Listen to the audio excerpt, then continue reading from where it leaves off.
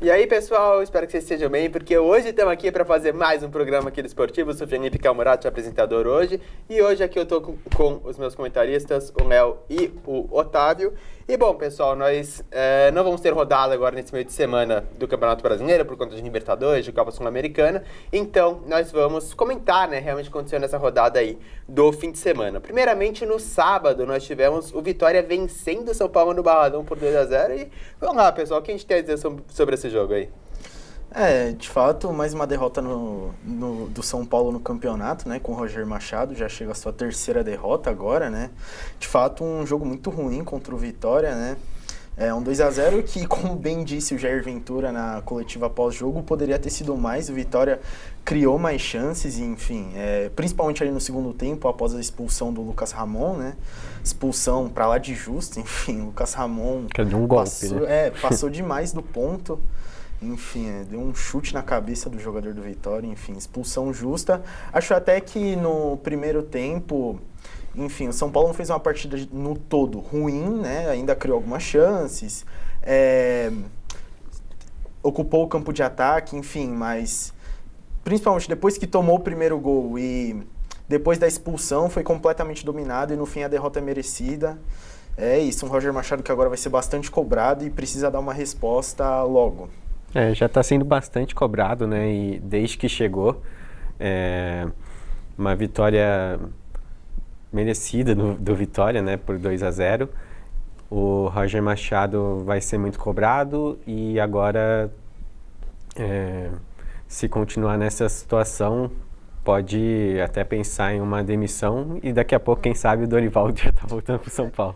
O Dorival que é justamente essa sombra, né, que agora já começa a pintar no São Paulo, né, muito por conta pelo ano de 2023, com o título da Copa do Brasil, então o Dorival já surge aí com essa sombra, de um trabalho que desde o início era fadado ao fracasso, né, a gente tem que ser honesto, desde que foi revelado que o São Paulo tinha conversas com o Roger Machado, acho que ninguém aqui esperava que seria um grande trabalho, até por conta do histórico dele recente de carreira e também o trabalho dele no Inter, sobretudo no ano passado, então já era muito esperado uma queda, assim, eu honestamente até falei naquele momento que eu imaginava que o trabalho ia demorar um pouquinho para começar a cair, mas começa realmente quase que em queda livre. O São Paulo perde muito da sua qualidade e acho que jogo após jogo prova o quão burra foi a decisão de demitir o Crespo, porque o São Paulo devia ser o melhor momento da temporada, era um time organizado, um time bem postado taticamente, e jogo após jogo com o Roger, o São Paulo pode vencer algumas partidas, muito por enfrentar adversários fracos, mas quando pega o adversário minimamente mais organizado, talvez se excluindo o Cruzeiro da equação, mas o Cruzeiro tá meio bagunçado ainda. Também. Aí a gente vê que o São Paulo se complica e, no fim, é isso. Acho que realmente está meio fadado ao fracasso o trabalho aí do Roger. Outro jogo que nós tivemos também no sábado foi a vitória do Santos contra o Atlético Mineiro lá na Vila Belmiro. Um jogo que, novamente, né, como é jogo do Santos, a gente tem que sempre falar, né? Jogos do Santos sempre tem esse atrativo para a gente ver como é que tá o Neymar. E o Neymar, ele voltou a atuar pelo Santos e jogou os 90 minutos da partida e fez uma boa atuação na vitória do Santos, né? É somente a sexta vitória do Santos no ano, que é bem louco a gente pensar. Estamos no meio de abril, o Santos só venceu 6 jogos no ano, mas conseguiu uma vitória importante contra o Atlético Mineiro, que vinha de um certo modo embalado. Sim, uma boa vitória do Santos, provavelmente o melhor jogo da equipe na temporada, muita gente jogando bem, né? Lucas Veríssimo chegou já tomando conta dessa zaga, é um cara que realmente muda o patamar do sistema defensivo do Santos. O Igor Vinícius foi bem, o Ilharão muito bem, o próprio Neymar, né, tem que ser destacado, fez um bom jogo, enfim, mesmo que não tenha participado diretamente dos gols. Fez um excelente jogo, muito participativo, se movimentando muito, enfim, dando bons passes. Então, um Santos que controlou o jogo do início ao fim e bateu um adversário forte, né? Como você disse, o Galo que vinha embalado, vinha uma boa sequência aí com o novo treinador. Então, de fato, uma vitória para mudar os ânimos no Santos. Agora vai ter um jogo de Sul-Americana, né? Um jogo importante, depois da derrota na primeira rodada, precisa vencer e principalmente convencer também para que o Santos consiga evoluir dentro da temporada, enfim, e alçar voos maiores. Um jogo de Sul-Americana que o adversário do Santos aparentemente vai vir com o time reserva, que tem chance até do presidente do clube jogar, e parece que o Neymar vai ser relacionado. Eu não relacionaria ele para esse jogo, principalmente por conta, né, de estar se poupando para a Copa do Mundo, ainda mais que tem um jogo importante na Vila agora pelo brasileiro, que é o Fluminense. Então, Quem sabe ter uma minutagem nesse jogo da Sul-Americana pode ser importante para o Neymar também. Justamente por conta disso que você falou, porque o Neymar precisa de minutos, né? Ele precisa de tempo para conseguir jogar, para justamente conseguir convencer o Ancelotti que ele pode ser uma peça assim viável para a seleção. O próprio Ancelotti acabou comentando, acho que no domingo ele acabou comentando a respeito do jogo do Neymar, e ele disse que ele está indo no caminho certo em direção à convocação. Ele se reapresenta bem para esse jogo contra o Atlético Mineiro, tem uma boa atuação, e acho que isso que ele não deu uma pilhada no Neymar. Então, acho que o Neymar vai querer jogar mais para se provar cada vez mais que ele pode ser um jogador importante para a seleção brasileira. E temos que ser honestos, o Neymar, ame ou odeie, eu não gosto muito do Neymar, mas o Neymar é muito diferente, mesmo com a idade, mesmo com os problemas físicos. Então, se o Neymar ele se empenhar realmente, querer buscar a minutagem, querer fazer mais bons jogos como ele fez isso contra o Atlético Mineiro, de fato é o momento que a gente pode começar a pensar em talvez o Neymar na seleção brasileira, justamente pela qualidade dele, ser um cara que pode agregar para o grupo. Mas, de fato, o Neymar ele teve uma apresentação muito decente, muito boa, e é um reforço realmente que o Santos tem, um grande reforço que o Santos tem. O Santos que precisa dar uma resposta o quanto antes para escapar um pouco dessa situação. O Santos acha que está a 1 ponto do Z4, então precisa realmente de jogadores assim, para ser um diferencial. O Neymar é obviamente o grande nome, mas também o Gabigol, que vive uma temporada muito boa até aqui, ao meu ver. Então o Santos, com o Neymar, se o Neymar realmente entrar em boa fase, vai ser um grande reforço para o time escapar dessa situação. Sim. Agora, partindo para os jogos de domingo, né, nós tivemos 2 clássicos, uma rodada de clássicos que a gente teve, né? Nós tivemos um Grenal, primeiramente no sábado, que foi 0x0, mas os grandes clássicos que a gente teve da rodada foram os de domingo. Nós tivemos o Fla-Flu e nós tivemos o Derby Paulista. Começando a falar aqui do Derby, o Derby que foi marcado por polêmicas, né? Toda rodada do Campeonato Brasileiro a gente tem um grande episódio, a gente tem um grande evento que a arbitragem é protagonista. E nesse caso nós tivemos o Derby, um jogo do qual foi muito truncado, um jogo muito parado por faltas, e um jogo do qual o Corinthians teve 2 jogadores expulsos, o André e o Mateuzinho. Então eu queria saber de vocês, primeiramente, o que vocês acham dessas expulsões? Acham justas? Vamos ver que foram expulsões bem justas, mas que criaram muita polêmica para esse jogo. As expulsões deixaram o jogo pra lá de quente, né? Um jogo que já naturalmente é quente, né? Um derby. As expulsões deixaram tudo fervendo, enfim, de qualquer forma, expulsões justas, né? A do André, por um motivo mais imbecil possível, novamente, né? Uma loucura depois do que aconteceu no jogo contra o Fluminense. Ele repetia ali o gesto do Alan, enfim, foi bem mal nessa, bem juvenil. O André prejudicou a equipe por uma coisa bastante imbecil. Enfim, depois a expulsão do Mateuzinho também bem justa, né? Acho que não tem muito o que reclamar, principalmente da do Mateuzinho, né? Ali ele profere um soco na cara do Flaco Lopes ali, depois de um enrosco. Então acho que as expulsões são bem justas. Também tem a questão do pênalti, né? Tem um pênalti que o Palmeiras está reclamando. Eu acho que é um pênalti que poderia sim ser marcado. Eu até entendo o VAR não chamar, porque eu não sei se é um lance assim totalmente 100% pênalti, né? Acho que é um lance que pode-se ter diferentes interpretações, mas eu marcaria.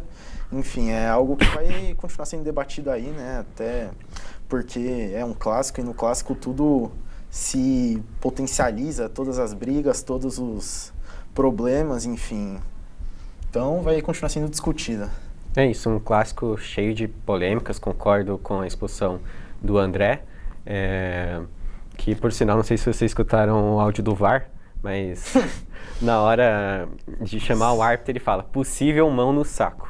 Sim. E realmente de fato foi. Ele faz o gesto pro Andrés Pereira e depois tenta disfarçar. Então acho que a expulsão foi justa. Em relação ao Mateuzinho também, o cara deu uma entrada criminosa já no começo do jogo, depois deu uma cotovelada no Kelvin, se ele não tinha tomado cartão, aí ele toma o cartão amarelo por interromper um contra-ataque e toma o segundo amarelo, né, quando deu o soco no Flaco Lopes, depois o VAR corrige na expulsão. Também tem um lance do Flaco Lopes, que ele também dá uma cotovelada no bidon, que na minha interpretação eu acho que seria justa a expulsão do Flaco Lopes. E é isso como o Otávio disse, em relação ao pênalti, é bem interpretativo. Na Libertadores, quarta-feira, que o Palmeiras jogou contra o Júnior Barranquilla, o Maurício faz um pênalti muito parecido, né? Naquele caso foi pênalti, no derby não foi. Enfim, mas esse pênalti nem dá para reclamar tanto, porque o Palmeiras estava com 2 jogadores a mais em campo e não conseguiu criar, não conseguiu fazer o gol. O Palmeiras por si só jogou bem mal. Eu destaco, né, o goleiro Carlos Miguel, que se não fosse ele era para o Palmeiras ter perdido com 2 jogadores a mais. E o Alan, que o Alan não estava tão bem, ele conseguiu bagunçar algumas vezes a defesa do Corinthians, jogou bem. Justamente como você falou, né? O Palmeiras que, por mais que tenha tido 2 jogadores a mais, não conseguiu se impor necessariamente contra um Corinthians que foi muito valente, um início de trabalho como esperado do trabalho de Fernando Diniz, né? Que o time vai começar a ser um time valente, meio que vai para cima, mas depois possivelmente deve ter uma queda grande. Mas, de fato, a gente tem que chegar aqui e falar que o Palmeiras novamente tem uma atuação muito fraca, né? É óbvio que tem o peso do jogo, tá jogando fora de casa, é um clássico, mas é uma coisa que deve acontecer e o Palmeiras, de fato, perdeu uma grande oportunidade de pontuar fora de casa, Sim. Uma grande oportunidade de se disparar ainda mais na liderança. Então, é que vocês falassem também um pouquinho a respeito disso do Palmeiras, as atuações do Palmeiras. O Palmeiras sempre foi o time que ganha, mas não necessariamente convence, e tem momentos assim que o Palmeiras não vai conseguir buscar o resultado. E aí vai vir muita pressão em cima do Abel, um trabalho que precisa de um grande título para, não diria seguir, porque nem evidentemente vai seguir, mas que eu digo para ter uma sobrevida ainda maior com a torcida. Então eu queria que vocês falassem um pouquinho disso. Não, realmente, o Palmeiras que com o Abel é muito disso, né? Compete muito, vence, disputa títulos, mas convencer mesmo poucas vezes, né? Em poucos momentos, de fato, jogou um futebol extremamente convincente, que enche os olhos, enfim, ok, é uma forma, uma estratégia, enfim. Mas em alguns momentos precisa jogar mais esse Palmeiras, e ontem foi um desses momentos. Você ter 2 jogadores a mais e criar o tão pouco que o Palmeiras criou péssimo, enfim. Ainda mais com a qualidade que o Palmeiras tem, enfim. O Palmeiras, a melhor chance do Palmeiras no jogo é um erro do Gabriel Paulista, né, num cruzamento que ele acaba espirrando o taco e o Hugo tem que fazer uma grande defesa, porque de resto teve o quê? Teve uma falta do Andrés, que o Hugo faz uma boa defesa, enfim. Sabe que em cima dele, o Hugo tem que falar também disso. Que cara pra fazer mídia também, o Hugo Souza. Mas é isso, um Palmeiras que criou muito pouco, enfim, que tem essa dificuldade, né, de criar quando o adversário joga um pouco mais baixo, né, baixo bloco, mas no fim de semana, precisava jogar mais, né, mesmo que é um adversário fechado, é um adversário em algum momento com 1 a menos, em grande parte do segundo tempo com 2 a menos, então você precisa criar mais, você precisa depender menos de cruzamentos, você precisa depender menos de jogadas individuais do Alan, que estava apagado, mas no fim do jogo conseguiu incendiar um pouco ali, como o Léo disse. Então é isso, cara, você depender só disso é muito pouco para um time com investimento do Palmeiras, muito pouco para um time com o elenco do Palmeiras. Eu acho que você falou muito bem. É verdade que o Palmeiras teve alguns desfalques, né, como o John Arias, que é o principal desfalque, também tem o Vitor Roque, o Piquerez, uma sequência muito difícil, né, cada 2, 3 dias tem um jogo. Querendo ou não, é complicado, mas não pode ser desculpa para perder pontos com o time do Corinthians, que já não é tecnicamente tão bom, ainda mais com 2 jogadores a menos. Também não tinha o Memphis, não tinha o André Ramalho, enfim, preocupa essa consistência do Palmeiras. Bom, de fato acho que é isso que tem a respeito do derby, acho que não tem muito mais o que falar, então vamos logo partir então pro Fla-Flu, que foi o outro grande clássico que a gente teve, o jogo que era para acontecer no sábado, foi adiado pro domingo. Acho que é um bom ponto pra gente iniciar toda essa polêmica Sim. que acaba acontecendo a respeito do Flamengo e de adiamento, o Fluminense ter aceitado, e agora que já foi o resultado, evidentemente tá todo mundo falando do erro grande assim que o Fluminense teve. Então eu queria que vocês falassem, até porque o Fluminense briga também pelo título brasileiro, briga aí por essa liderança pelo menos esse campeonato. O Fluminense, a diretoria do Fluminense tem sido muito criticada, né, por isso, pelo aceitar prontamente o adiamento ali do jogo, né, com o pedido do Flamengo, enfim, faltou defender os próprios interesses, né, faltou um pouquinho mais ali de imposição para defender o que seria bom pro Fluminense, porque o Fluminense não tem nada a ver com isso, o jogo vai ser sábado e tal, é isso, cara, então faltou imposição pro Fluminense, a torcida vai ficar brava, a torcida vai criticar, e tá certo em criticar, porque é isso, faltou imposição ali, faltou querer mais defender os próprios interesses. O Flamengo tá certo sim de pedir o adiamento do jogo, não tá errado não, mas o Fluminense podia se impor mais nessa situação. Se o Fluminense tivesse ganho o jogo, né, não não existiria. Talvez, mas ainda assim, eu ainda acho complicado. Mas eu acho que a torcida fica muito na bronca por conta do Fluminense ter ido muito bem, principalmente nos minutos finais, pelo Flamengo ter cansado, né? Então, se o jogo fosse sábado, o Flamengo estaria mais cansado ainda, até poderia, enfim... Seria posição de jogo muito diferente do que foi. Então. O Flamengo teria só uma sessão de treino entre a viagem da Libertadores para esse jogo do Maracanã, então... É isso, mas achei que o Flamengo jogou bem, principalmente o Pedro, né? O Pedro, que vinha sendo muito criticado, fez 2 gols, participou muito das jogadas do Flamengo, então é um jogador que pode ser muito importante para o Flamengo, mas, né, tem que ter essa constância, não tem que evitar as lesões, que é um pouco complicado para ele, mas que é um grande jogador, isso é fato, né? Tal qual você falou agora do Pedro, foi inclusive um grande tópico de discussão, está sendo um grande tópico de discussão, essa atuação do Pedro, né? Que o Pedro fez um grande golaço no primeiro gol, fez o segundo gol também, com 2 assistências do Samuel Nino na partida, o que vale também a pena destacar, boa atuação do Nino, que vem crescendo bem com o Leonardo Jardim. Mas aí é que realmente muitos começaram a se questionar, tal qual o Neymar, que teve uma grande atuação no sábado, o Pedro tendo uma grande atuação no domingo, muitos passaram a realmente voltar a considerar a possibilidade de um Pedro, que parecia morto para muitos, estar pronto ali para disputar a Copa do Mundo. O Pedro que vem conseguindo fazer alguns gols agora com o Leonardo Jardim, ele vem conseguindo crescer, vem conseguindo realmente marcar, que é a função dele, e de fato mostrando um crescimento ali na temporada. Então, realmente queria saber de vocês se acham que é possível essa possibilidade de o Pedro ser convocado ou já realmente foi a fila, tem muitos outros caminhos de 9 que podem assumir essa vaga. A situação complicou para ele, né? Agora ele tá atrás na corrida, não foi chamado pelo Ancelotti nenhuma vez, e, enfim, há algum tempo já não vem sendo chamado, então a situação complicou para ele. Da lesão também, não, né? também, sim, claro, mas mesmo quando esteve em condições não foi chamado, então...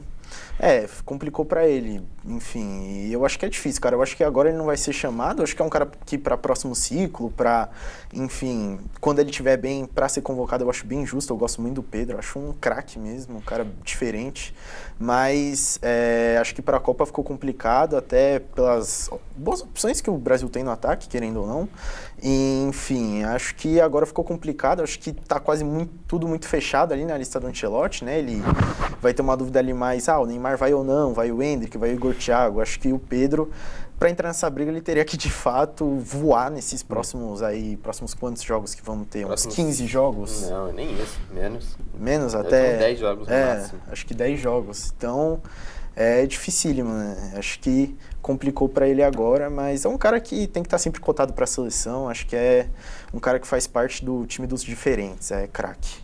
É isso, estamos muito perto da Copa do Mundo, então dificilmente vai ser convocado para a lista final da Copa.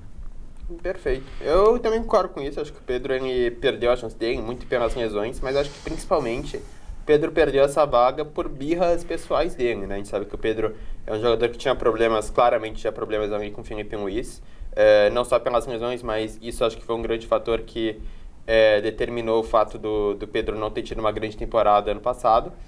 E, bom, agora, de fato, o Pedro pode começar a fazer uns gols, mas está muito difícil de ir atrás. Já estamos às vésperas de uma convocação final para a Copa do Mundo. O Pedro perdeu essa oportunidade de jogar outra Copa, mas vamos ver como é que vai ser, vamos ver como é que vai se desenrolar. Ainda é jovem, acho que o Pedro deve ter uns 27, 28 anos mais ou menos.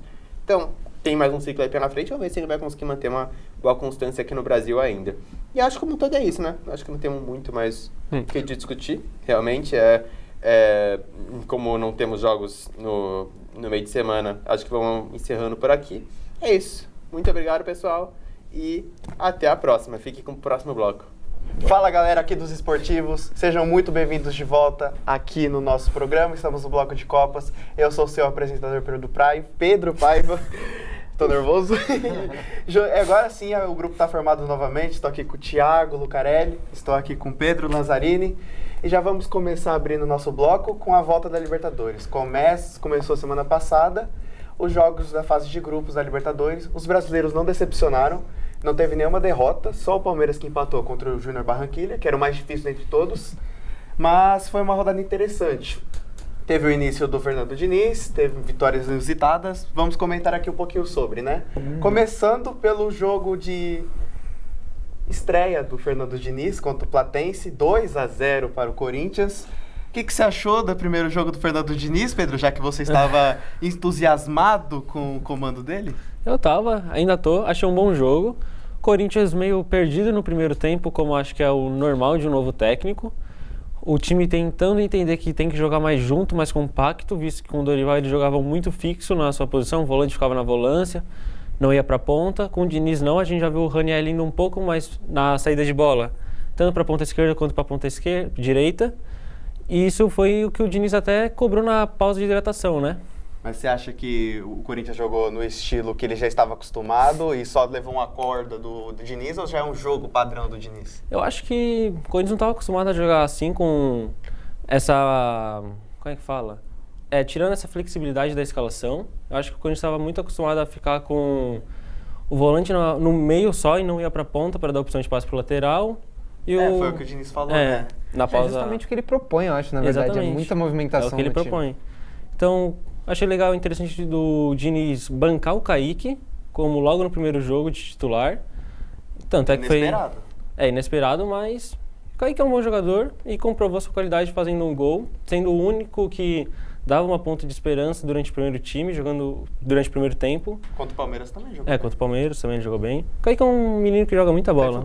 Tem futuro, mas... Eu acho que é o que precisa, né? Dar espaço para a base. Eu acho que a base é o que salva os times brasileiros, em grande maioria. E o Palmeiras não. E o Corinthians, que sempre tem problema com a base, agora tá usando bem ela. Sim.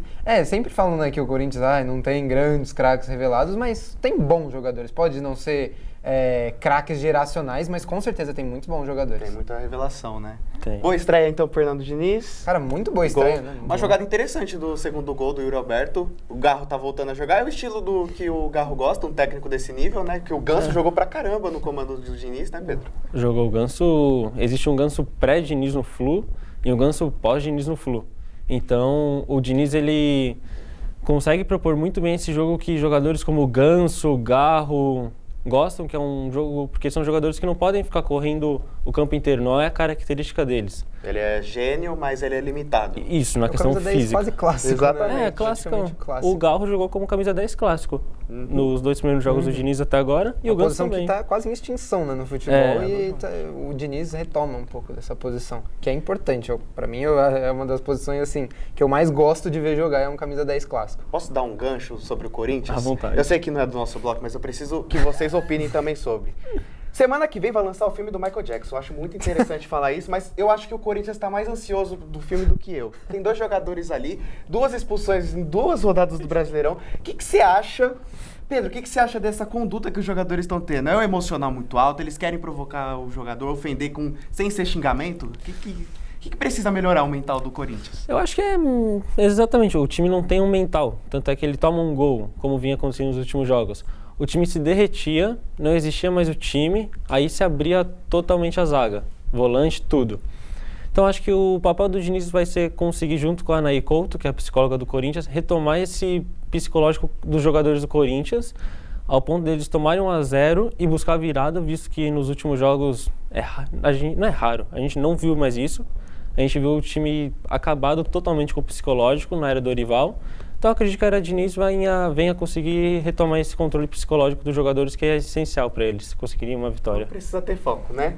Vamos partir aqui para o outro jogo da Libertadores, que é um jogo que me interessou bastante, Mirassol e Lanús.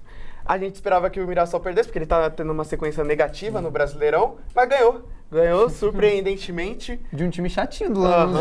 O atual campeão da Sul-Americana. Exatamente. Vocês esperavam um jogo desses? Não, sinceramente esperava uma vitória do Lanús, visto a sequência que o Mirassol vem tendo desde o Paulista até os últimos jogos. Até agora, que perdeu pro Bahia. Tinha ganho a Recopa também do Flamengo, né, o Lanús.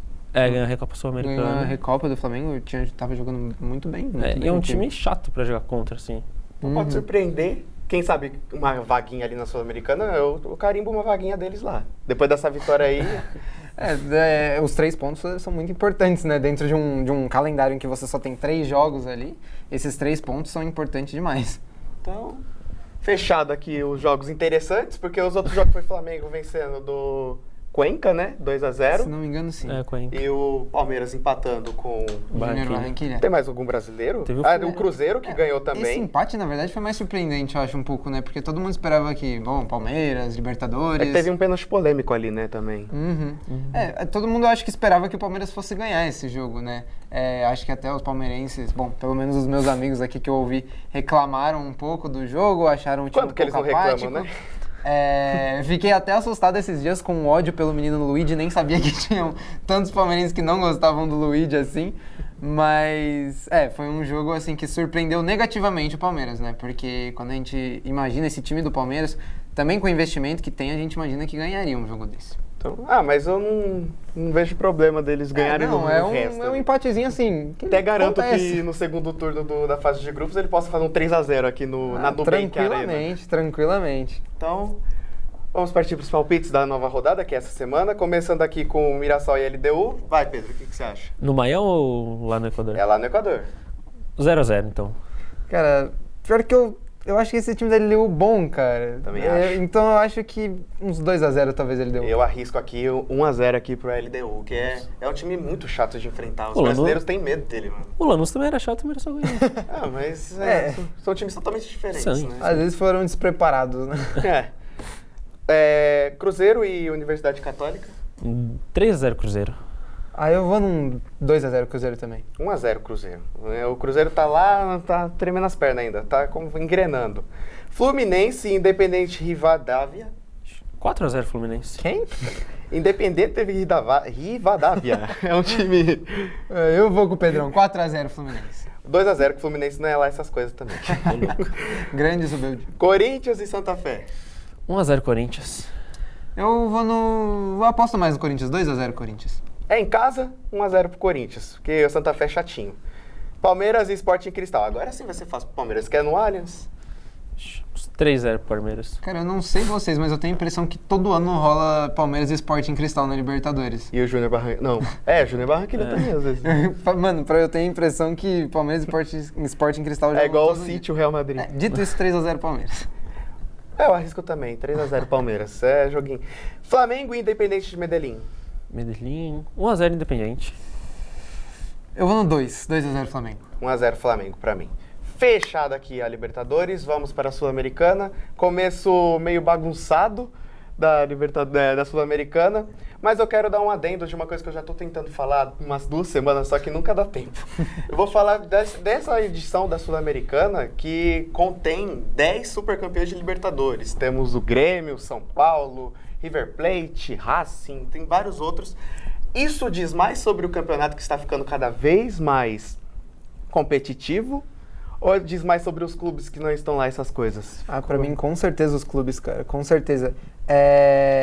Se dá também pelo crescimento de alguns clubes, mas, cara, times muito grandes decaíram de rendimento. Dá pra ver Grêmio, São Paulo, aí você tem Vasco e Botafogo aí que ganharam, o Vasco não, né, mas o Botafogo ganhou a Libertadores recentemente aí, e, bom, aquele meio, um time meio tropeçado, né, em 2023 já tinha entregado um Brasileirão e tal, e eu acho que os times que eram muito grandes no Brasil, atualmente caíram. Dado até o exemplo do River Plate, na verdade, porque também é um time argentino muito grande. Não vou entrar na polêmica aqui de quem é maior, River ou Boca, mas são os top 2 ali da Argentina pra mim. Claro, também o Independiente está nessa briga, mas eu acho que o nome Boca e o nome River são muito grandes. E pra mim diz muito mais sobre os clubes terem caído de rendimento, no passado terem sido clubes muito grandes, mas que atualmente estão capengando um pouco e não conseguindo classificar para a Libertadores. Acredito também que seja muito pelos clubes que o São Paulo foi tricampeão brasileiro no final da década de 2000, ganhou a Sula em 2012 e depois o time desandou. O Grêmio, campeão da Libertadores em 2017, foi rebaixado 5 anos depois. Então, acredito que seja muito mais a questão de gestão dos clubes, quem está tocando o clube, do que... Parece que não tem um projeto de manter o time, né? Continuidade. O exemplo que você disse aí, o Grêmio foi campeão da Libertadores e caiu em um espaço de 5 anos, cara. Isso pra mim é tipo... como é que você consegue ser o melhor time da América do Sul e 5 anos depois você tá caindo pra segunda divisão do seu país, cara. Tipo, isso pra mim não Luan existe. foi pior, mano. O Luan, ele ganhou, ele foi rei da América em 2017, 2019 já não tava mais jogando. Foi Esse um foi rendimento pífio, né? Nossa, péssimo. Uma eterna promessa pra sempre. Nossa, Olha, começou nossa, bem. O que eu me encantei na época com o Luan na seleção olímpica. Eu achei bola. que o cara ia ser o camisa 10 para pelo menos ali uns 6, 7 anos. Se bobear até a Copa de 2022, pra mim ele ia ser o camisa 10 da seleção. Quer dizer, tirando o Neymar, né? Ia ser a posição camisa 10, eu falo, mas... Não. Assim, na minha opinião, eu acho que também diz mais sobre o campeonato, não só da Sul-Americana, como os nacionais, estão sendo cada vez mais competitivos.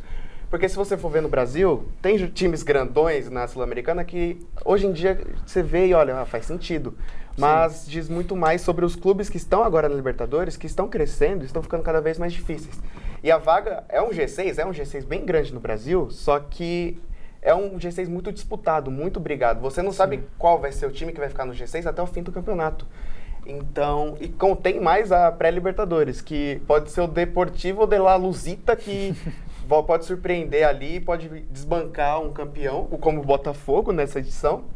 Então, assim, a Sul-Americana vai ficar mais competitiva esse ano e vai ficar cada vez mais competitiva nos próximos anos e deve ser levada a sério, porque diz mais sobre as competições nacionais, porque, ó, Platense é o atual campeão de uma das fases da Argentina, né? E era um time regional, era um Mirassol da vida. E tá lá. Sim. O Platense surpreendeu bastante mesmo lá na Argentina.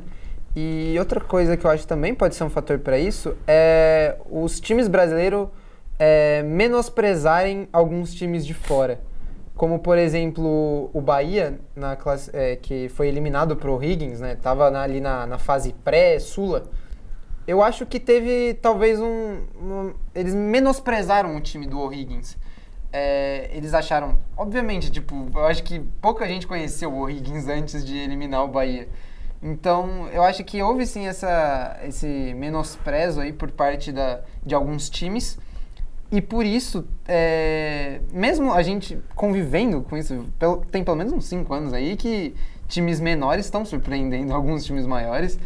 E esse menosprezo tá fazendo os times brasileiros caírem às vezes mais cedo em algumas fases. Então, tipo, não, manda um time reserva lá pra Libertadores, por exemplo, porque é o time, sei lá, do Equador. E o time do Equador vai lá e joga, porque é o jogo da vida deles. É igual os times pequenos jogando no estadual. Sim, sim. Há um menosprezo dos times maiores, sim. Aí toma um susto no jogo de ida, no jogo de volta dá a vida e não consegue. Exatamente. Vou dar um gancho aqui erradinho, vamos falar sobre o Santos agora que perdeu, foi pro Cuenca, que eu errei ali no Flamengo, mas foi o Cuenca que venceu com um gol olímpico, né? Uma falha do Gabriel Brazão. Mas assim, o Santos tá mal do Brasileirão, tá mal na Sul-Americana, mas precisa voltar a ter um papel de protagonista em todas as competições. Onde ele deve focar agora, Pedro? No Brasileirão ou tentar ganhar alguma coisa ali na Sul? Eu particularmente sou muito a favor a focar sempre no Brasileirão, visto que se você foca na Sul, na Liberta, na Copa do Brasil e deixa o Brasileirão de lado, você vai estar brigando para não cair. Corinthians, por exemplo, ano passado, focou nas Copas, terminou atrás do Santos no Brasileiro que estava para cair, brigando pelo rebaixamento o campeonato inteiro. Então acho que o Santos tem um time bom, questão individual, tem bons jogadores como o Brazão, ele precisa um pouco mais de refino técnico, o Brazão, mas é um bom goleiro. Tem agora o Veríssimo que chegou e a zaga do Santos virou outra coisa com o Veríssimo, melhorou muito o nível da zaga, o Lucas Veríssimo chegando a esse time.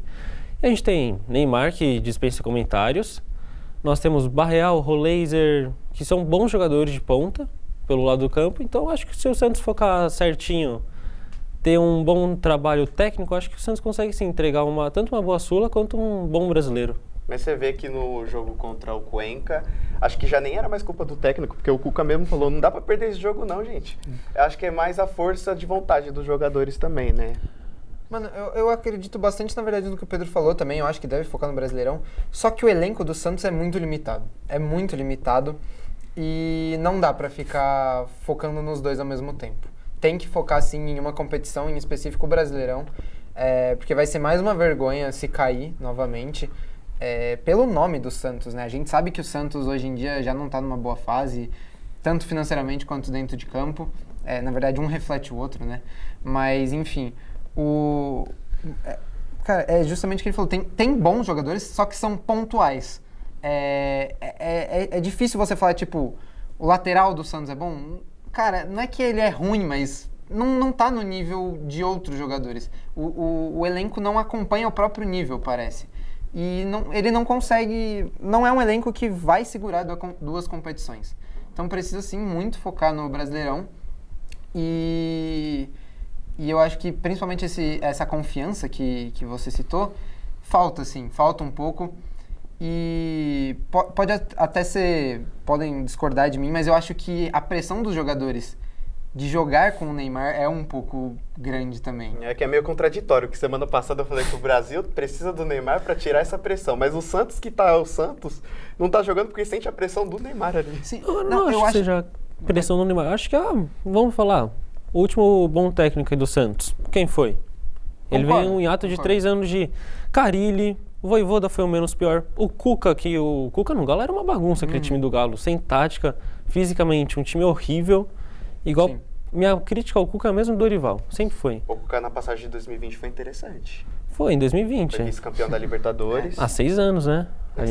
Eu imaginava. Eu concordo, mas a questão de pressão de jogadores que eu falo é, por exemplo, assim, na seleção, a pressão não vai estar nos outros, eu acho. E aí, justamente, você tira a pressão de ter o Neymar. Porque tá na discussão. Precisa do Neymar? Não precisa do Neymar? Se o Neymar estiver lá, ele tem que mostrar que ele precisa estar lá. Os outros, obviamente, precisam, mas a mídia não vai culpar os outros, eu acredito. Mas quando você fala do Santos, e principalmente uma cena que ficou muito famosa agora nas redes sociais, do Rony dando um passe para a linha de fundo, em que o Gabigol não está na jogada. Ele dá um passe, assim, parece que ele está no mundo da lua, achando que alguém vai para a jogada e ninguém está na jogada. O Neymar vira e fala, você tá de brincadeira pro Rony? Sabe? Então, eu acho que é essa, às vezes, a pressão que os jogadores sofrem. De tipo assim, cara, eu não tô no nível do Neymar. Tipo, eu não consigo acompanhar o nível dele. Óbvio que em nível físico, provavelmente alguns jogadores estão assim. O Rony tá melhor. Agora, em nível técnico, não tem ninguém que iguale o Neymar ali. Então, esse é o problema do time do Santos. A gente tá falando que tem um Neymar, aí você vai ver tem um Rony. Exatamente. O time não vai andar. Você tem um Tassiano. Mas ele vai se engrenando aos poucos, né? Já tá com um técnico bom, até polêmico, mas bom. Sim. Vai engrenar um pouquinho, vai dar um sustinho ali no Santos, vai crescendo aos pouquinhos. Eu acredito que em 5 ou 6 anos entre no nível que o Corinthians está hoje. Eu acho que quando você entra numa decadência dessa, cara, é difícil sair. É difícil, é muito difícil. E tem que voltar aos pouquinhos. Tem que ter uma gestão muito boa para você conseguir fugir. O São Paulo demorou para sair, saiu agora, depois da pandemia. Eu acho que nem dá para falar que saiu ainda. Mas já tá melhor do que Porque tá começando a limpar a casa agora. Então, ainda demorou, tipo, cerca de 7, 8 anos para começar a limpar a casa. Mesma coisa que aconteceu com o Corinthians, demorou também. Porque mesma coisa que o Flamengo, que o Palmeiras. Exatamente. Eu acho que o Flamengo, na verdade, até tinha um projeto do começo, mas demorou mais para engrenar. E quando entrou o Bandeira, aí o Flamengo foi... Isso. Aí, cara, foi só para cima. Que eu acho que a questão é esses presidentes querem deixar o nome deles no time e falar, ganhei tal coisa, ganhei tal coisa. O Bandeira entra falando, eu não prometo título, eu vou arrumar casa. Exatamente. E arrumou. E é isso que eu acho que o torcedor precisa também, né? Uma sinceridade, porque eu acho que torcedores de times que estão sofrendo atualmente entendem que eles não vão ganhar títulos. Você acha que um torcedor do Santos imagina que vai ganhar um título agora? Já tá desesperançoso, né? Exatamente. Não tem por que você ficar contratando craques e gastando milhões, sendo que tudo bem, tá ligado? E não consegue pagar. Tá devendo quase 100 milhões pro Neymar nessa brincadeira. E um CT.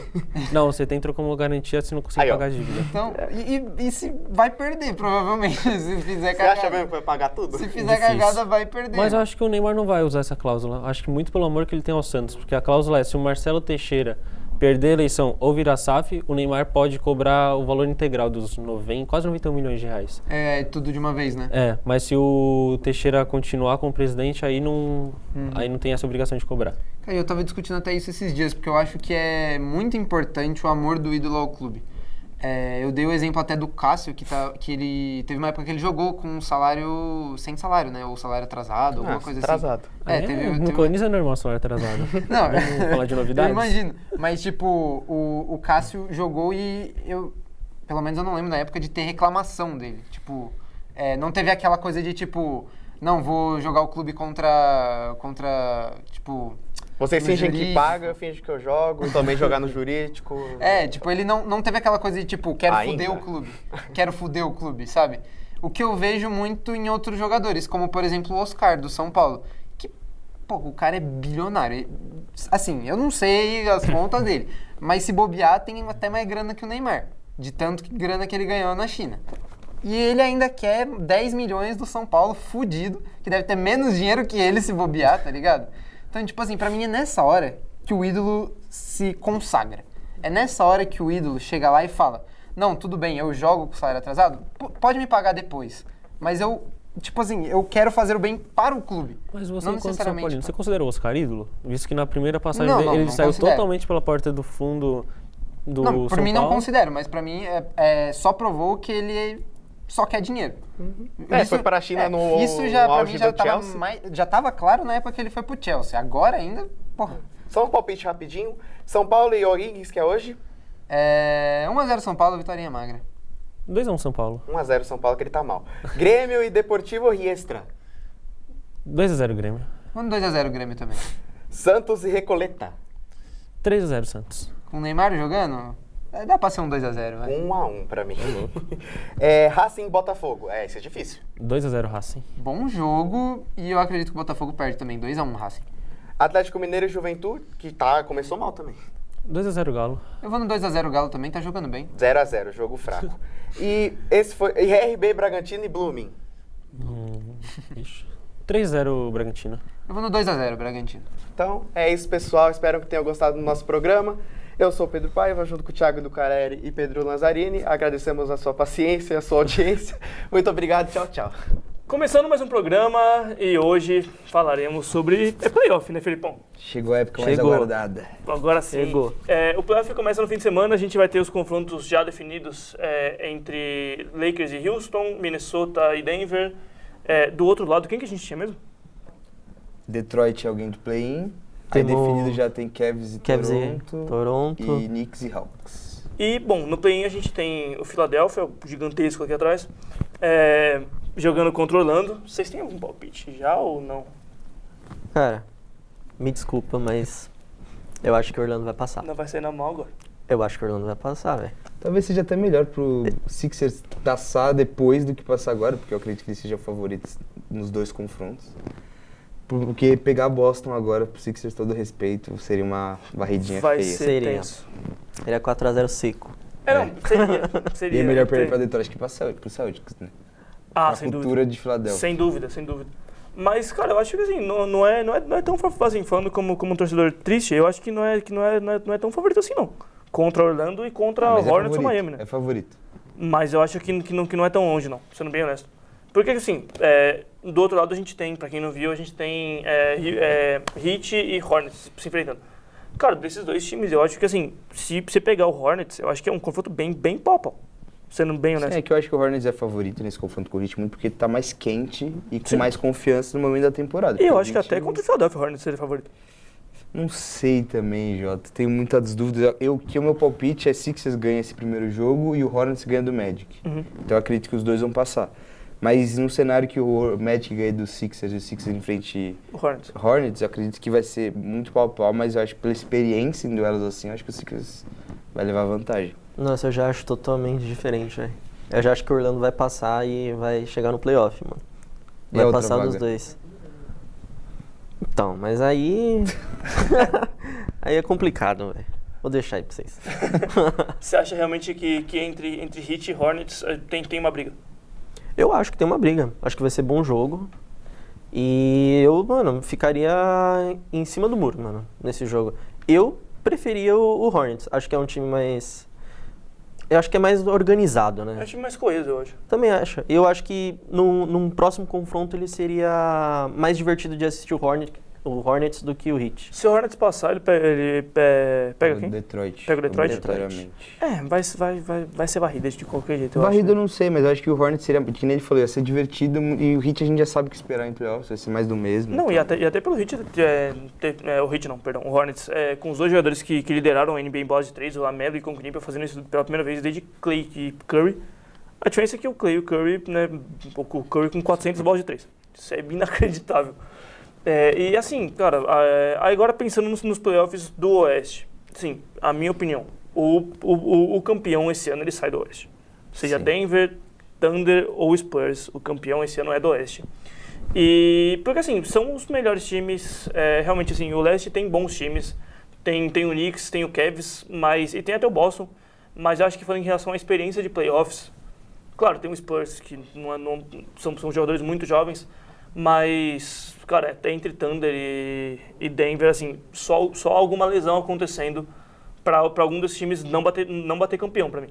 Esse primeiro lado do first round entre Minnesota e Denver vai ser um jogaço. Eu acho que é jogo para 7 jogos. Porque a gente já sabe que Anthony Edwards cresce em playoffs. Sim. E o Minnesota tem um time bom. É um time experiente em playoffs. Já chegou no final de conferência temporada passada.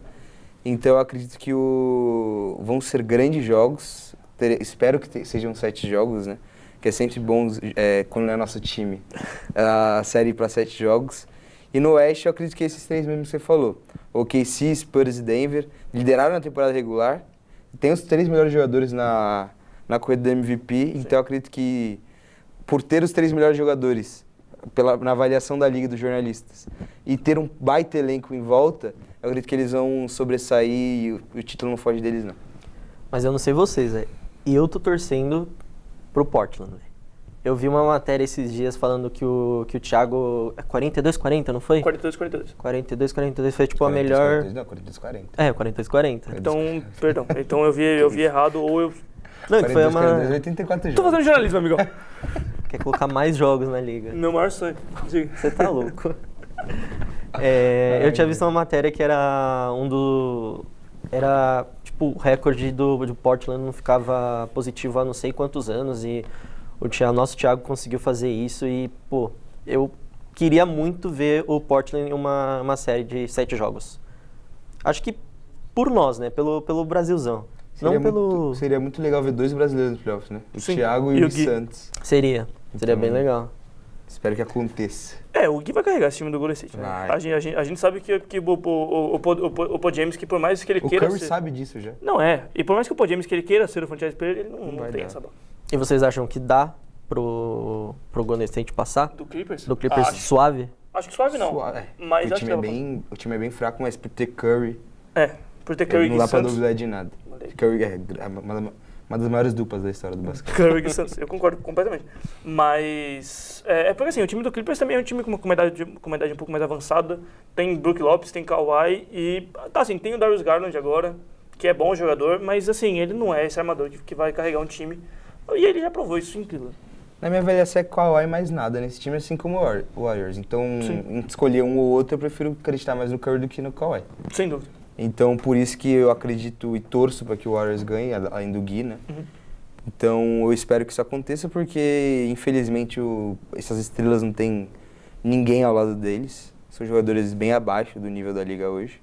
Mas eu acho que o teto deles vai ser mais o first round, no máximo, se passarem de Phoenix ou Blazers que podem vir pela frente, né? Que já vai ser um confronto muito difícil. Phoenix e Blazers, que é um confronto para playoff, né? Na minha opinião, que vai acontecer no play-in. Porque são 2 times que estavam muito quentes durante a temporada. Sim, o roster dos 2 times é muito, assim, não é muito bom, mas são 2 elencos que surpreenderam muito ao longo do ano. E para vocês, quem que passa desses 2? Eu acho o Phoenix ainda um time melhor. Então, Tem jogadores melhores. É torcida ou Não. ou é o que acha Análise mesmo? séria. Eu acho que o Suns vai passar, infelizmente. É que, assim, por mais que a gente, como brasileiro, a gente queira que o Splitter chegue nos playoffs e tenha tudo certo, esse time do Suns é muito bom. Assim, Muito bom também não. Ele é bom pro play-in, ele é o melhor time do play-in. sem dúvida. Talvez um dos melhores da história do play-in. Mas... Cara, isso é um bom dado pra puxar, inclusive. Aqui eu acho que o Lakers e o Heat de 22, acho que é um dos melhores. Que pega a final de conferência e final da NBA aí. Justo. É. Mas assim, em relação a... Porque assim, o time do Suns hoje ele é muito bom. Sim, muito bom não porque pegou play-in, né? Mas assim, é um time que surpreendeu muito. O Dylan Brooks voltando a jogar muita bola.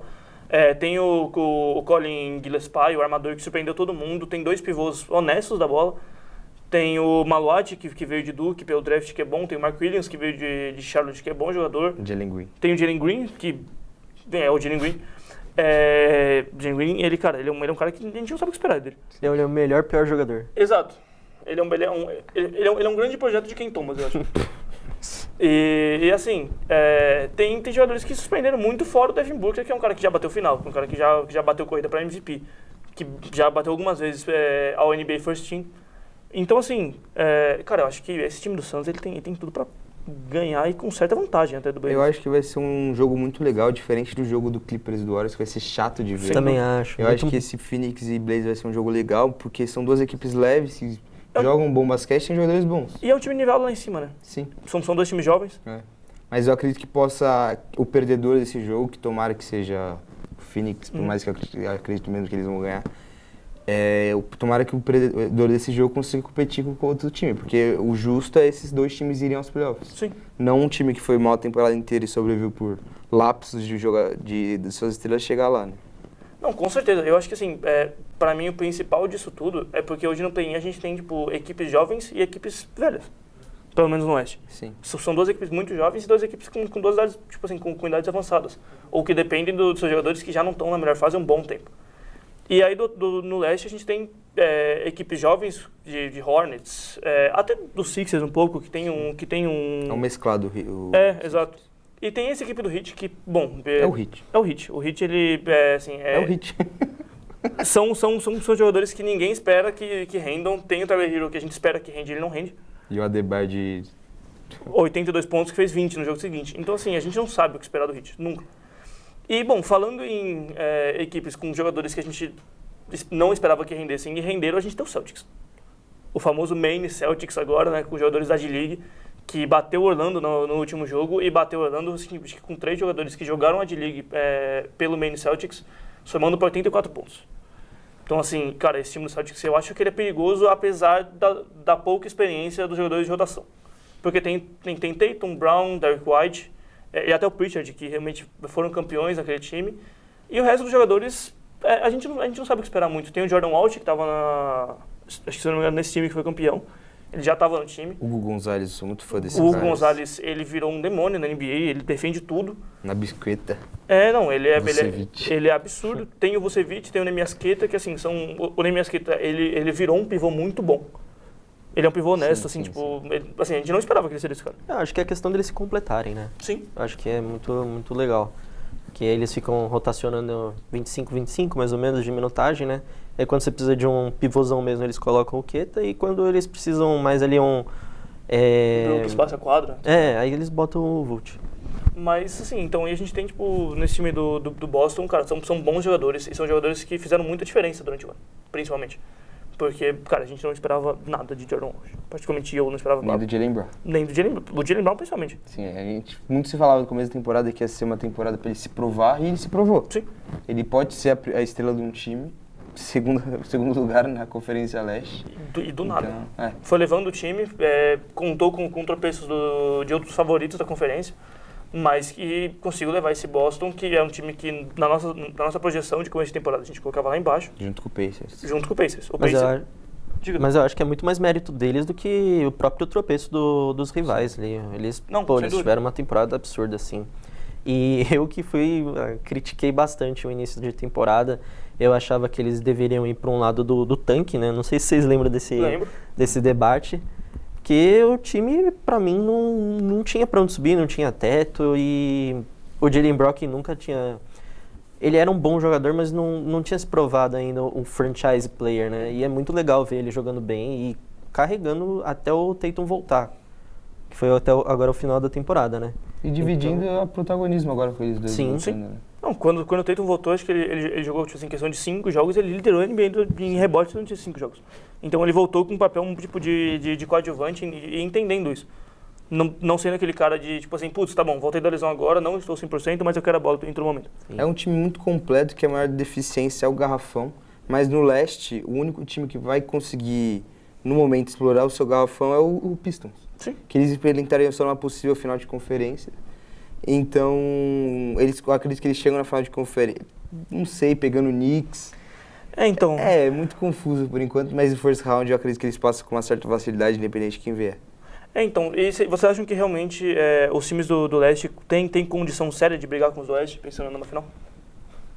Hoje falando entre Boston, Pistons e Knicks, do outro lado Denver, Thunder e Spurs, eu vejo mais o Knicks podendo competir, porque Boston, todo mundo sabe que tem um baita time, mas se for pra final, acredito que vai sofrer muito por conta do garrafão.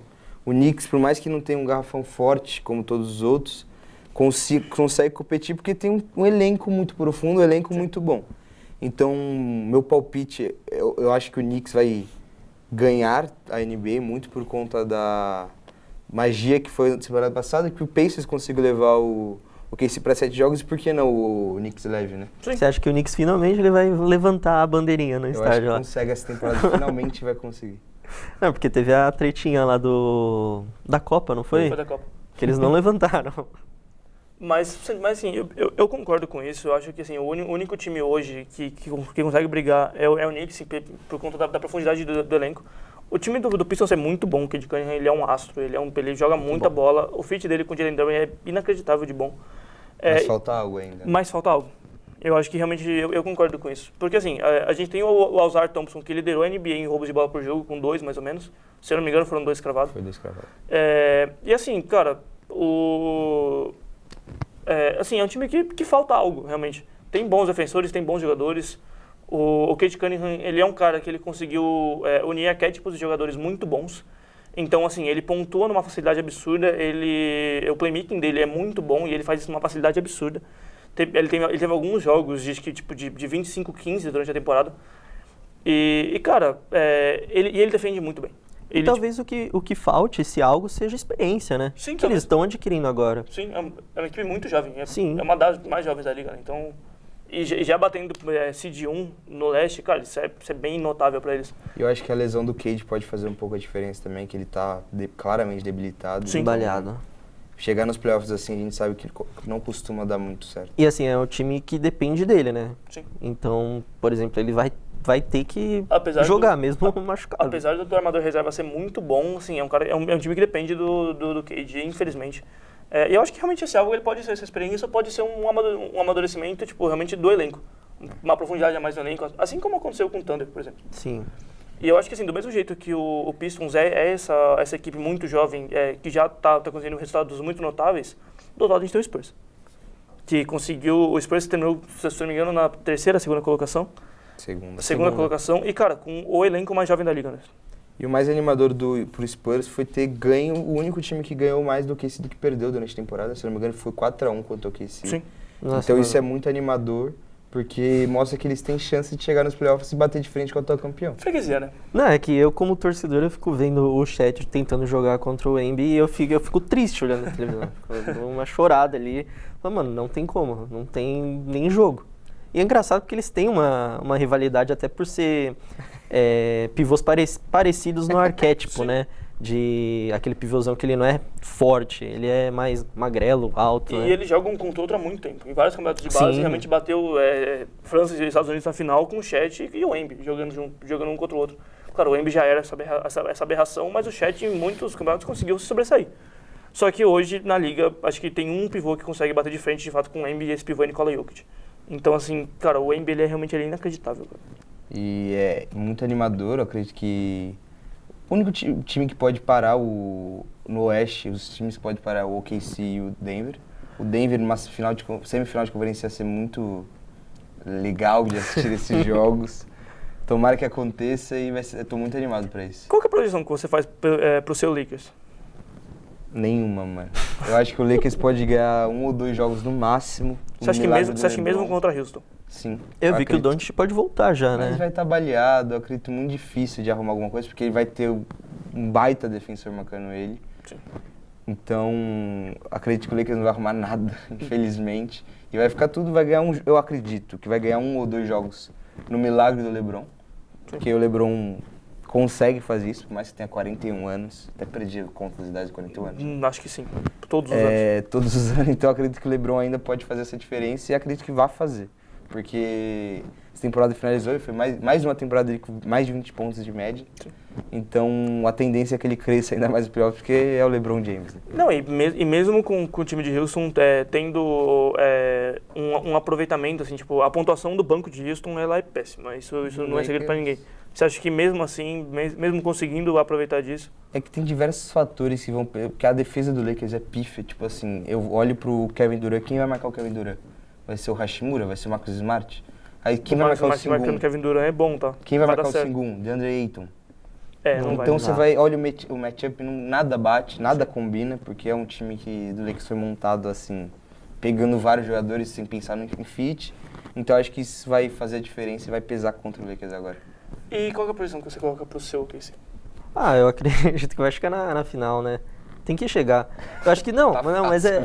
Não, mas eu acho que o negócio que o OKC ele leva muito bem na temporada é a minutagem dos jogadores. Isso faz muita diferença no final e até para eles não se machucarem. O OKC ele raramente tem lesões graves dos jogadores estrelas, porque eles não jogam a quantidade de minutagem que, por exemplo, o Doncic joga.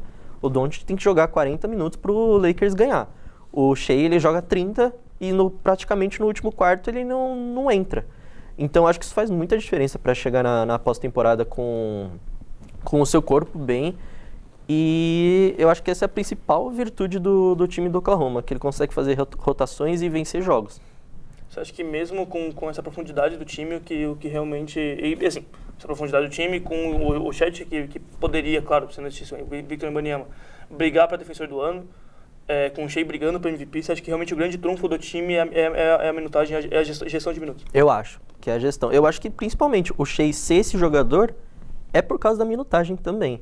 Porque eu até falei em outros debates também que... O Shea, se ele tivesse mais minutagem, ele teria números mais astronômicos do que ele já tem.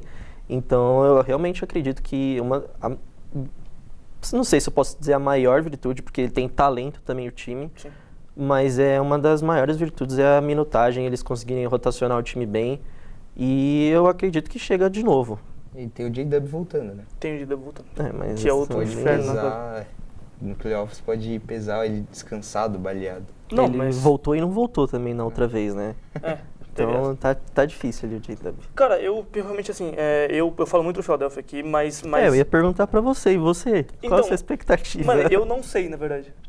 Porque apesar de eu, agora falando sério, não como um clubista maluco, cara, eu não sei o que esperar desse time do Philadelphia, de verdade. Porque, por um lado, a gente tem o Tyrese Maxey, que é um cara que, cara, durante a temporada regular, ele não conseguiu carregar o time pra vitórias. Durante a temporada regular, quando não tinha Embiid, quando não tinha Paul George e quando não tinha o VJ, por exemplo. Ou até tinha, mas tava ali e não tava ajudando tanto. E aí, agora, nos playoffs, com o Embiid machucado, com o Paul George, a gente não sabe o que esperar dele. Então, assim, eu acho que pode ganhar um jogo ou outro, se passar, né? E aí é o que a gente espera. Que passe de Orlando e pegue Boston no primeiro round. Vai chegar no primeiro round, a matchup é completamente desfavorável, porque não tem quem marque o Brown, não tem quem marque o Tatum. E do outro lado, Boston tem, acho que pelo menos 3 ou 4 defensores que poderiam dificultar muito a vida do Maxey. Claro, o Maxey é muito bom, o Maxey é um cara muito diferente, ele fez 28 pontos de média nessa temporada. Mas eu não vejo ele carregando. Sim, eu não sei se ficou claro pra você, mas... pra você, eu digo. Você acha que é melhor perder agora ou é melhor chegar contra o Celtics e tomar uma sova? Que é um dos maiores rivais. Então... rival, mano. É o maior rival. Isso que você prefere. O que você prefere? Eu não sei, eu acho que eu não prefiro, mano, nenhum dos dois. Porque, cara, assim, porque nessa posição, ou eu pego o Pistons, se não me engano. Se perder e ganhar o segundo jogo, pega o Pistons. Então, ou eu pego o Pistons ou eu pego o Boston, levando em consideração que passa do play-in. Cara, as duas matchups são completamente desfavoráveis pro Philadelphia. É porque eu acredito que o Celtic seria mais viável também, não, mas vamos supor, pega o Pistons, logo de começo já vai ter o Jalen Durant jogando contra o Drummond. Não vai ter. Eu acho que também pode ter o negócio da rivalidade, né? Tipo, chegar 76ers e Celtics, talvez os jogadores fiquem com mais vontade de jogar, seja um upgrade, não sei, velho. Mas o upgrade deles não chega ainda. Não chega. Exato. E eu acho que, sinceramente, essa rivalidade na NBA, ela não é, por exemplo, igual a gente tem outros esportes. Sim. Eu acho que, assim, que realmente é uma rivalidade mais entre torcedores do que como jogadores. Sim. Então, tipo assim, eu realmente, cara, eu não vejo talvez Maxey chegando, nossa, vou enfrentar o Boston, e ele chegando realmente com mais vontade. Não. Tá ligado? É verdade. Eu não vejo isso acontecendo, tipo, considerando tipo, os jogadores e até a cultura da liga. Mas assim, cara, contra Pistons e contra Celtics, as duas matchups são bem desfavoráveis. Mas o que eu imagino é mais assim, vamos supor que o Embiid volte no jogo 3. 2-0 Boston, jogo em Filadélfia. Será que o Embiid não O Embiid vai jogar 38 minutos, machucar. E vai fazer diferença, mas ele vai fazer diferença pelo menos no jogo. Contra E aí vai ser 4x1, pô. É verdade. Não, mas como o Embiid enquadra, eu acredito que o fator Embiid vai pesar mais contra o Boston do que contra o Pistons. Não, sem dúvida. Por conta do garrafão do Boston ser mais fraco. Mas aí você me responde, e contra o Boston, o fator Jaylen Brown pesa quanto? Quem que marca o Jaylen Brown no Philadelphia? Mas aí quem marca Jalen Duren, quem marca... Então, é isso que eu tô falando. É desfavorável dos dois jeitos, Sim, eu acho. mas eu acho que eu não acho que o Philadelphia cai no primeiro round. Se passar do play-in, o que eu espero. Se não passar do play-in, é nojento. Mas... Então você prefere passar do play-in? Eu prefiro passar do play-in e é o que eu acho que vai acontecer. Só não ser varrido, né? Tá no lucro. Ganhar um joguinho aí tá bom, né? Só pra falar que deu pra competir. Mas... Troféu Se competidor. não fosse aquele jogo, né? Putz... Se não fosse jogo 2. Se não fosse aquela lesão, o que todo ano no Philadelphia acontece exatamente isso. E aconteceu de novo. Bom, pois é. Mas enfim, bom, o debate foi bom, mas o programa tá acabando, infelizmente. Bom, siga a gente nas redes sociais, comenta o que você achou do programa aqui. A gente tem o Instagram e tem o TikTok também, que a gente tá começando a usar um pouquinho mais. Tem alguma dica pra gente? Manda lá. A gente tá sempre procurando responder tudo que vocês mandam. Fechou? Bom, senhores, até semana que vem. Abraço. Um abraço e que o Lakers vence. Até mais.